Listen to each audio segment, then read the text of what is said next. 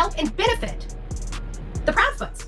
Even this unsubstantiated claim, nobody gave a rat's ass about what Seth was going through with a woman claiming that his son's alive and she's got proof. Why didn't he do fact checking before he brought her on so you guys could have had a reasonable conversation about the truth and the facts of the case? Because the only thing she had was some picture she pulled off a website. And when you look at it, neither one of the kids look nothing like Sebastian Rogers. Yet this investigative journalist, the head clown of the circus, decides to roll with the story. So sick and tired of these idiots on freaking YouTube. Always got my name in their mouth. Hey, Justin, you have my phone number if you ever want to talk to me instead of talking about me. Just saying. So much for loyal friendship, right? I don't say boo about you, dude. And if you think that I'm talking about you when I say the trash on YouTube, then you probably are part of the trash on YouTube. I'm just saying. Don't go real life, right? Are you going to tell your followers about your little shindig with your fat, ugly, toothless, homely looking lady? I'm just curious. And as soon as she pulled up, I said, are you following me for Queen Bee? Oh yeah, because we've been expecting it. You know why? Because your behavior is I'm a behavior person. So I know exactly what's going to make you tick, like talking about your mama and your aunt. But I'm not willing to attack a man that has nothing to do with the disappearance of his child. Now, I understand that JS for Justice has some kind of loyalty to the people that are attacking Seth. And I've tried to not have to say anybody or poke the bear or anything like that because I want to stay out of the drama. But I'm tired, okay? I'm tired of these people attacking an innocent man. I don't give a rat's ass. If they did something lawfully or legally, guess what? That's the realm I live in to conduct my business. Lawful and legal.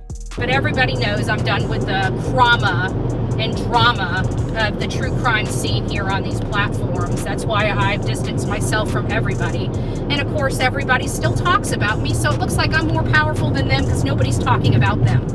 Group, and you're right, but it's a private group that all of us creators have promoted and brought people to.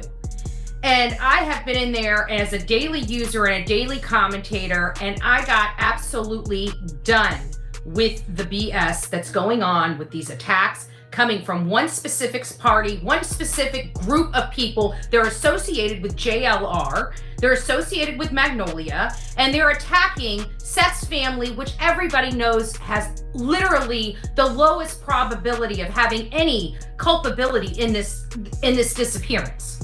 And I don't know when it's become okay to attack family members that literally had nothing to do with the crime. I don't understand how people can watch people that get cases wrong every single time. And when the only way that they distract from how wrong they are is insulting another creator that got it right. I plan on going after the Proudfoots and Bowersox legally over this. There's not a whole lot that I can say as far as I can't fix stupid, but you know, this is why you don't go to felons for your legal crime news, because they don't know what they're doing. They don't know anything about it. If they knew anything about the law, they probably wouldn't be felons. I'm just saying. Of one mom with the other mom, and it's heartbreaking. And then as the pressure starts mounting against the stepfather and the mother, they kick rocks. They pack up all their stuff and leave. Won't help with any kind of search efforts, won't post any flyers. I hear his mom and dad are wanting any information to come to them, but they're not out there helping search for him. You know, I can't. And you know, I know a mom's love for her son, but I'm sorry. If your son, if you know your son, you know this man better than anybody, lady. And if he's capable of hurting this boy, you need to come forward. Because otherwise, you got blood on your hands too, lady. So I had already known that you were going to send somebody over here because I intentionally said I was going to be doing yard work. And again, one of your lazy, fat, ugly women that mimics you to a T decided to come by my house. Getting to this, Whale Lips and her piece of shit attorney. And I'm going to call him piece of shit attorney because he's a sniveling, whiny little bitch. Like that. I don't know if that's proper English or not. I may have just created a new word for our Webster dictionary. I don't know. Right? It's Queen Bee. And her attorney tried to tell the judge that I doxed her. And I told the judge, I am a web sleuth. That means there's no way I would be able to dox anybody. Their information already has to be out there on the internet for me to obtain it. So that means somebody else doxed her. She doxed herself because she was in the news. She's an idiot and so is her attorney. So we didn't get the earmarked, we didn't get the objection, and of course they already got the it was a moot point at that time because they got their subpoena for whoever mimicked whatever, her attorney or whatever. It wasn't me. They knew it wasn't me. They did some sneaky underhanded shit. But that's what you get for an attorney that decides to sue his own school because he can't get a job and decides to open his own practice because he can't get a job. Way to go there, Jonathan Phillips. Maybe you should sue another school. It might make you feel better. So anyways, that's the crackpot attorney she's got. But again, these were kind of things that I thought were in the discretion of the courts. So hopefully they will be. And so, all Mr. John wants me to do is spend my money to come see him. So I'll make sure I see him. And like I did before when I called him an asshole, a jerk, a jackass right there in the courts, I plan on doing that all over again because I think he's a jackass and a jerk. That's okay. I'm recording all of this. He's going to have, I guarantee by the time he's over and done with this, he's going to wish he never took this case because I'm outlining everything dirty he did in this case and I'm sending it over to, I'm going to file a complaint against his license when this is all said and done. And he can tell that to the judge. There's still not a thing a judge can do about it. Don't really give a rat's ass, right? The only thing I care about is that his stupid ass obsessed client won't leave me the fuck alone. They have never once looked for that boy. All they have done is acted like they looked. They acted like they wanted some help. But every person that has reached out to them to help, who is helping Chris and Katie? Who? Nobody. Nobody's out there. They want people posting flyers and please don't forget a boy and please keep talking about him. They're not even talking about him. They just want him to go away. They never want to hear his name again. They just want this whole situation. They just want this boy's life not to matter to anybody because it didn't matter to them. And still won't. So since they don't have any evidence in the court file yet, because we really haven't engaged in discovery. In all fairness, the judge said most of my stuff was premature. So we're going to take that. It's obviously premature. So it means that the judge will entertain it at the appropriate time, right? So we will be addressing that. It sounds like when I do my deposition, they're going to try to get into my sex life, but I'm going to make them work for it. If you're going to get to know who's up in mine, I'm going to get to know who's up in yours. Just remember, what's good for the goose is good for the gander. They're trying to say because I put my gun up on a post and was saying something about the Second Amendment, that's some type of threat. That was done over a year ago.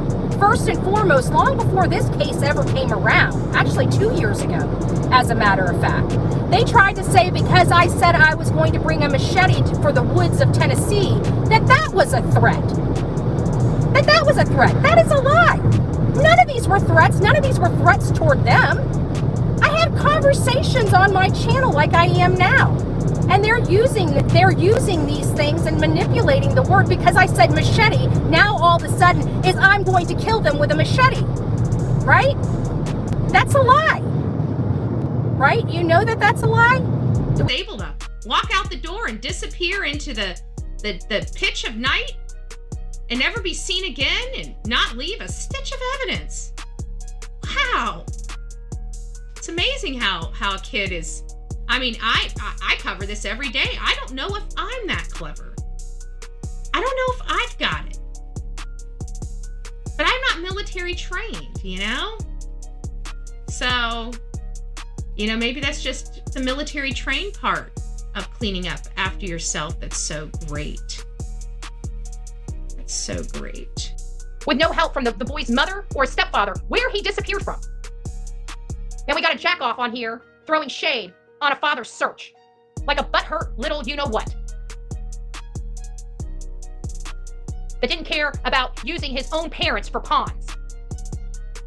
I'm getting sick and tired of this one content creator constantly coming into a case he's not welcome in, that he's totally effed up. He's caused law enforcement to stop what they're doing, and yet here we go again.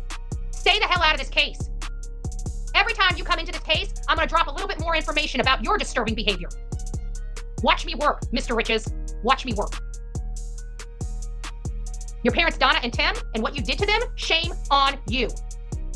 Mr. Riches, shame on you. Every time you say something about this case moving forward, I'm going to drop just a little more disturbing information about you, Mr. Three-time felon. Watch me work, sir. I'm over it. I'm over it. Seth is out there working his tail end off to try to find his son. I'm not going to deal with any more shenanigans on these streets. I am going to raise money for this man. I am going to help and assist him in finding his son. And if anybody has a problem with it, it's your problem to have, not mine. Okay? This family needs help. We're the Bullhorn Betty channel. We help families.